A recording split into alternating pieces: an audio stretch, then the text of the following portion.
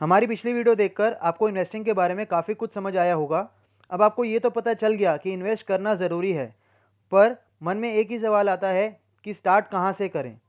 नमस्कार दोस्तों, मैं अमनप्रीत कोहली लोगों को स्टॉक मार्केट पे, वेल्थ मैनेजमेंट पे, पैसे को कैसे इन्वेस्ट करते हैं, मैनेज करते हैं और ग्रो करते हैं, इन सब चीज़ों पे ट्रेन करता हूँ। आइए आज इस वीडियो में इसी विषय पर बात करते हैं, वेयर टू इन्वेस्ट। अब ये जानने के लिए कि इन्वेस्टिंग कहाँ से स्टार्ट करें, जानते हैं उन दो मेन ऑप्शंस के बारे में जिन्हें यूज़ करके एक रिटेल इन्वेस्टर आसानी से अपना स्टॉक मार्केट का सफ़र स्टार्ट कर सकता है। और वो दो मेन ऑप्शंस हैं mutual funds and direct stocks. जब भी हम किसी कंपनी में ओनरशिप खरीदना चाहते हैं तो हम उस कंपनी के स्टॉक्स खरीद सकते हैं, पर किसी भी कंपनी के स्टॉक में इन्वेस्ट करने के लिए आपको उसके बिजनेस की समझ होना ज़रूरी है। अब एक रिटेल इन्वेस्टर जो इन बिजनेसेस को समझ नहीं सकता या उसके पास ये सब करने का समय नहीं है, तो दूसरी ऑप्शन है म्यूचुअल फंड। यहाँ आप अपना पैसा एक म्यूचुअल फंड कंपनी को देते हैं और वो कंपनी आपके बिहाफ पर एक पोर्टफोलियो ऑफ स्टॉक्स में इन्वेस्ट करती है। इसे म्यूचुअल फंड क्यों कहा जाता है? बिकॉज आपके जैसे और भी इन्वेस्टर्स हैं जो म्यूचुअल फंड कंपनी को पैसा देते हैं, क्योंकि combined pool of money market में इन्वेस्ट किया जाता है, इसलिए इसे म्यूचुअल फंड कहा जाता है। म्यूचुअल फंड और डायरेक्ट स्टॉक्स में मेन डिफरेंस क्या है?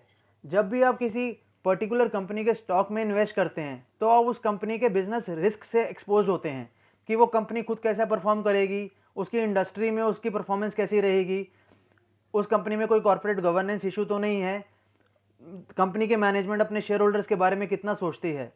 वहीं दूसरी ओर जब आप म्यूचुअल फंड में इन्वेस्ट करते हैं तो म्यूचुअल फंड मैनेजर एक पोर्टफोलियो या बास्केट ऑफ स्टॉक्स में इन्वेस्ट करता है, जिससे आपका बिजनेस रिस्क डाइवर्सिफाई हो जाता है।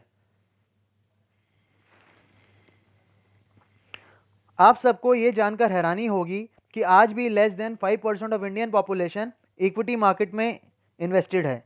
और ये तब है जब हम सब जानते हैं कि लॉन्ग टर्म में इक्विटी इन्वेस्टिंग ने सबसे ज़्यादा रिटर्न दिया है और हर एसेट क्लास को बीट किया है, B it gold, real estate, fixed income.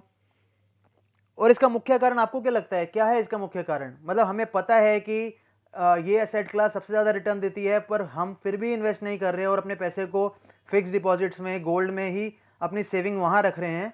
इसका मुख्य कारण है लैक ऑफ एजुकेशन। अगला सवाल आता है कि कौन से म्यूचुअल फंड में इन्वेस्ट करें।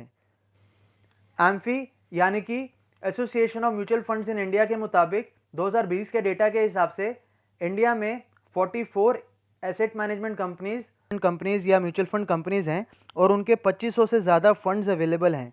अब इतनी भीड़ में ये समझ नहीं आता कि कहाँ इन्वेस्ट करें, कौन सा म्यूचुअल फंड मेरे पोर्टफोलियो के लिए सही है या कौन सा म्यूचुअल फंड मुझे नहीं लेना चाहिए। आप लोगों ने अगर हमारी पिछली वीडियोस देखी हैं तो एक वीडियो में हमने ये समझाया है कि एक नो नथिंग इन्वेस्टर के लिए, जिसे स्टॉक मार्केट के बारे में कुछ नहीं पता और ना ही उसके पास समय है इन सब चीज़ों को देखने के लिए, उसे निफ्टी के इंडेक्स फंड या ETF में लॉन्ग टर्म के लिए इन्वेस्टिंग करनी चाहिए। इस बात की डिटेल डिस्कशन के लिए कृपया आप अपने म्यूचुअल फंड एडवाइज़र से संपर्क करें और साथ ही हमारे चैनल पर बने रहें। हम आने वाले समय में इस विषय पर भी एक डिटेल्ड वीडियो बनाएंगे। आई होप आप अपना इन्वेस्टिंग का सफ़र कैसे स्टार्ट कर सकते हैं और आपको कहाँ इन्वेस्ट करना चाहिए, इस विषय पर आपको काफ़ी जानकारी मिली हो। अभी भी आपको कोई क्वेरी है तो आप दिए गए कॉन्टैक्ट्स पर हमसे कनेक्ट कर सकते हैं या फिर नीचे कमेंट सेक्शन में अपनी क्वेरी लिख सकते हैं। वीडियो पसंद आई हो तो इसे लाइक और शेयर ज़रूर करें, चैनल को सब्सक्राइब करें और साथ ही में बेल आइकन दबाना ना भूलें ताकि आप फ्यूचर की कोई भी वीडियो मिस ना करें। Thank you, take care, bye bye.